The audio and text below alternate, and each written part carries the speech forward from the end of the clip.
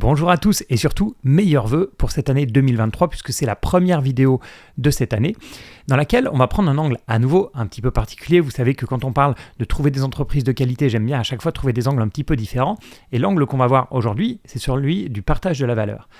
Ça, c'est un point qui est vraiment capital parce qu'une entreprise, si elle existe, en général, c'est pour créer de la valeur. Sinon, il y a un petit souci.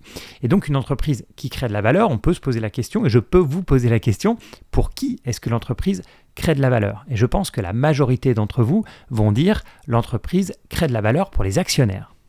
Mais ça, c'est qu'une partie de la réponse, parce que l'entreprise crée de la valeur, c'est vrai, mais elle ne crée pas de la valeur uniquement pour les actionnaires. L'entreprise, elle crée aussi de la valeur pour ses employés, sinon ils ne travailleraient pas là, ils iraient travailler ailleurs, et elle crée aussi de la valeur pour ses clients. Sinon, les clients n'achèteraient pas ses produits ou ses services, ils achèteraient d'autres produits et services. Et puis, on peut même dire plus largement que l'entreprise peut éventuellement créer de la valeur pour la communauté au sens large. Et ensuite, on va parler de décider comment se répartit cette valeur. Parce que c'est un choix, au final, de l'entreprise de répartir cette valeur, choix conscient ou inconscient, soit choix subi ou bien choix volontaire, de décider effectivement de cette répartition. Pour vous donner un exemple simpliste, la société, elle peut décider de sous-payer ses employés pour faire un produit très bon marché pour ses clients. Ou bien, inversement, elle peut décider de surpayer ses employés et on va se retrouver avec des clients qui vont payer très très cher son produit. Alors vous voyez bien qu'on va toucher des limites ici, on va en parler. La société peut décider de donner un maximum de valeur aux actionnaires, par exemple en faisant payer ses clients très cher si elle est en situation de monopole et qu'elle peut se le permettre. Et on va discuter aujourd'hui de quelques exemples que vous connaissez tous, par exemple EasyJet, la SNCF, Decathlon, Microsoft, etc. Et on va voir dans ces entreprises comment se répartit la valeur entre ces trois groupes. Donc je vous rappelle, les actionnaires, les employés et les clients. Alors j'ai pris exprès des entreprises non cotées comme Decathlon, détenues par la famille Mullier, ou bien la SNCF, détenue par l'État. Et Decathlon, pour moi, c'est vraiment le super exemple. Parce que du côté des clients, c'est unanime, Decathlon, c'est toujours dans le top des entreprises préférées des Français. Et dans un sondage IFOP d'octobre 2022, donc c'est assez récent, c'est même l'entreprise française la plus admirée. Et ça, c'est un sondage qui utilise pas mal de critères, 6 critères en fait, notamment l'impact de l'entreprise sur l'économie française, donc sur la croissance, sur l'emploi, etc., sa capacité à améliorer le quotidien des Français, l'envie qu'elle suscite d'y travailler, donc on voit, c'est un sondage qui couvre tout, sa capacité à proposer des produits innovants, son implication en matière environnementale, donc là on est plutôt au niveau de la communauté, et puis sa capacité à donner une bonne image de la France. Donc non seulement Decathlon a été au top de ce sondage, mais ce qui est fort, c'est que Decathlon est aussi dans le top des employeurs, par exemple, puisque c'est l'entreprise qui est deuxième des entreprises françaises de plus de 2500 employés où il fait bon vivre. Donc on le voit, en tout cas du côté client et du côté employé, c'est assez unanime. Côté actionnaire, c'est plus difficile à juger puisque c'est pas une entreprise cotée, mais je pense que la famille Mullier ne s'en plaint pas, c'est une entreprise qui a l'air de très bien marcher. Donc voilà une entreprise qui partage bien la valeur entre les actionnaires, les employés et les clients, et même plus généralement la communauté, puisque Decathlon, ils vendent des produits de sport, donc voilà, c'est la promotion de valeurs saines autour du sport. Et si maintenant on va voir du côté de Microsoft pour prendre une autre méga entreprise, beaucoup plus grosse que Decathlon, Microsoft c'est intéressant aussi parce que c'est une entreprise qui produit beaucoup de valeur pour les actionnaires, c'est bien connu, c'est vraiment une entreprise qui a énormément apporté de valeur au cours des dernières décennies en fait. C'est aussi une entreprise qui apporte beaucoup de valeur pour ses employés. Elle est régulièrement dans le top des employeurs mondiaux. Elle était encore 3e dans le classement Forbes de 2021, derrière Samsung et IBM. Ensuite, pour les consommateurs, c'est un peu moins sûr. Parce que comme beaucoup de quasi-monopoles, c'est l'actionnaire qui est le plus gagnant. Et les clients sont en général ceux qui reçoivent le moins. Alors bon, chez Microsoft, c'est pas non plus c'est pas l'entreprise la pire, ils font pas non plus des produits complètement pourris, mais on sait que c'est pas là où on va retrouver le plus d'innovation ou de valeur pour les clients. Historiquement, Microsoft a beaucoup joué déjà sur son quasi-monopole, sur les systèmes d'exploitation, a beaucoup joué aussi sur sa marque, même si du côté de part de marché, grâce à Apple notamment, sa part de marché au niveau des systèmes d'exploitation est passé de 90% à 76% en 10 ans. Mais bon, on voit malgré tout qu'ils sont toujours en situation de quasi-monopole. Donc, ils n'ont pas besoin de fournir un énorme effort du côté client pour les garder captifs. Et pour rigoler, on peut passer à un cas un petit peu plus controversé, pour ne pas dire complètement controversé, qui est le cas de la SNCF. Parce que, commençons par l'actionnaire, qui est peut-être le cas le plus évident. Je pense que tout le monde est d'accord pour dire que la SNCF n'apporte pas énormément de valeur à son actionnaire qui est l'État, c'est le moins qu'on puisse dire. Donc ensuite, on va regarder du côté des employés, et c'est là où c'est assez, où il y a une controverse, c'est que du côté des employés, vous allez avoir une partie de la population qui va dire que finalement les employés sont ceux qui captent la plus grosse valeur qui est produite par la SNCF, et de l'autre côté, tu as d'autres personnes, notamment les employés, qui vont dire non, les employés sont maltraités aussi, et les employés ne reçoivent pas assez de valeur. Alors, si vous êtes partisan de ce deuxième cas, des employés qui disent qu'ils ne reçoivent pas assez de valeur, et c'est pour ça qu'ils ont fait des grèves donc pendant ces dernières fêtes, on peut se demander où va la valeur. Ça voudrait dire que la valeur va du côté des clients. Ça, je vous laisse juger. Je ne sais pas si les clients de la SNCF reçoivent autant de valeur. Ou alors l'autre solution, c'est de se dire que finalement, il n'y a pas tant de valeur que ça qui est créé, voire même pas du tout de valeur. Donc voilà, c'est vraiment un cas, je vous laisse réfléchir. Moi, j'ai mon point de vue là-dessus. Je vous laisse réfléchir où va la valeur de la SNCF et quelle est la valeur qui est créée. Dans certains cas, c'est même des secteurs complets qui sont réputés pour apporter peu de valeur à une des catégories, et notamment du côté des compagnies aériennes, c'est de notoriété publique, en tout cas c'est ce que montrent les calculs, que ces compagnies apportent peu de valeur pour l'actionnaire. Et je vous mets les chiffres à l'écran pour ceux qui ont l'écran, mais on voit que depuis des années, il y a un retour sur les capitaux investis, ROIC, qui est en dessous du coût du capital.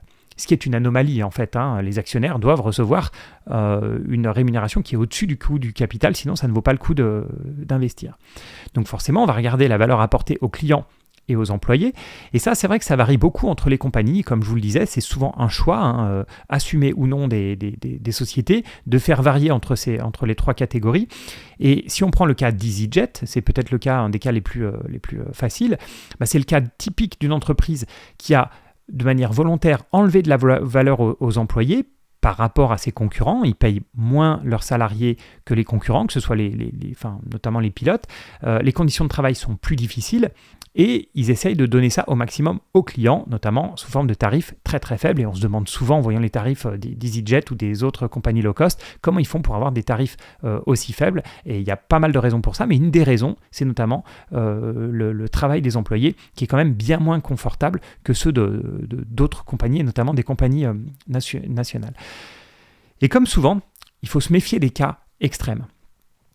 J'ai parlé d'EasyJet, mais c'est pas d'EasyJet là dont je parle des cas extrêmes d'une manière globale, parce que si les employés sont mis de côté, c'est forcément difficile de bien contenter les clients. Si les clients ne sont pas satisfaits, c'est difficile de créer de la valeur pour l'actionnaire, sauf si, on l'a déjà vu, les clients sont captifs, notamment dans les cas de monopole ou de quasi-monopole. Et puis quand c'est l'actionnaire lui-même qui est lésé, là c'est l'investissement qui va souffrir. Alors, en général, vu que c'est globalement l'actionnaire qui décide, l'actionnaire, c'est le dernier à ne pas recevoir de la valeur, sauf quand c'est l'État. Mais quand ce sont des actionnaires privés, si l'actionnaire ne reçoit pas assez de valeur, ça veut dire que les employés et les clients, eux aussi, ne reçoivent pas non plus assez de valeur. Parce que je vous l'ai dit, c'est l'actionnaire qui décide de la répartition de valeur. Donc, à un moment, si la valeur qu'il reçoit n'est pas assez, il va soit limiter les coûts, donc notamment par exemple du côté des salariés, ou bien augmenter les prix du côté des clients, s'ils le peuvent évidemment. Et je vous l'ai dit, dans le cas où l'actionnaire est l'État, cette fois-ci, l'État peut décider de privilégier par exemple les clients en maintenant des services qui ne sont pas rentables parce que ce sont considérés comme des services publics, par exemple un bureau de poste dans un petit village ou bien une ligne SNCF qui sera considérée comme non rentable mais qui est un service public. Et c'est d'ailleurs tout l'intérêt d'avoir l'État comme actionnaire, c'est de pouvoir fournir des services qui ne sont pas rentables en faisant une espèce de moyenne, là où un actionnaire privé déciderait de couper ces lignes ou ces bureaux de poste ou autres non rentables. Et bien sûr, nous, en tant qu'actionnaires, on cherche des entreprises qui partagent bien la valeur. Je peux vous donner un autre exemple qui est Adobe. Adobe, vous voyez, ceux qui font les suites de logiciels, notamment Photoshop, etc. Adobe est régulièrement dans les meilleurs employeurs. C'est une entreprise qui donne aussi beaucoup de valeur aux actionnaires à long terme. Et puis en termes de produits, ce sont des produits de qualité pour les clients, même si c'est parfois un peu cher. Et c'est par exemple avec Adobe Premiere que je monte toutes mes vidéos. Un point maintenant dont on n'a pas parlé, c'est la valeur qu'amène l'entreprise à la communauté. Je dis la valeur qu'amène l'entreprise à la communauté, mais parfois c'est de la valeur qu'elle va retirer, elle peut aussi détruire de la valeur. Parce qu'une entreprise peut être au top avec ses employés, ses clients, ses actionnaires, mais si elle pollue par exemple, elle va avoir un impact négatif sur la communauté. Alors on peut penser évidemment aux pétrolières, c'est ce qui vient le plus à l'esprit, mais moi je mettrais aussi une entreprise comme McDonald's dans le lot, parce que l'apport pour la communauté est plutôt négatif. Je disais tout à l'heure que Decathlon allait promouvoir des valeurs du sport. Globalement, McDonald's, non seulement il y a l'aspect pollution, même s'ils font un effort sur le côté jetable, tout plastique, etc. Et surtout, la réglementation les pousse à changer. Mais surtout, ils vendent de la junk food. En plus de ça, ils vont uniformiser la nourriture dans le monde entier. Et même esthétiquement, il faut avouer que quand même, leurs restaurants sont vraiment pas terribles. Alors bien sûr, en tant qu'actionnaire, vous pouvez vous focaliser sur les entreprises qui vont le plus fournir de valeur à l'actionnaire. Pourquoi pas, honnêtement, à court terme, ça ne va pas changer grand-chose si les employés ne sont pas très bien traités, si les clients ne sont pas très satisfaits du produit ou bien si la communauté en souffre.